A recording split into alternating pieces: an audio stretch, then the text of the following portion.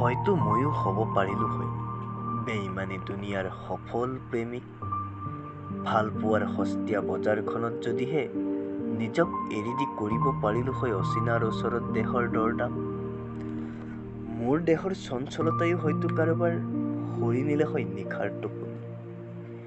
যদিহে আধুনিকতাক দূৰত ৰাখি স্নিগ্ধ জোনাক কিম্বা মুক্ত আকাশৰ তলত বহি নিলিখি প্ৰেমৰ ৰোমান্টিক কবিতা।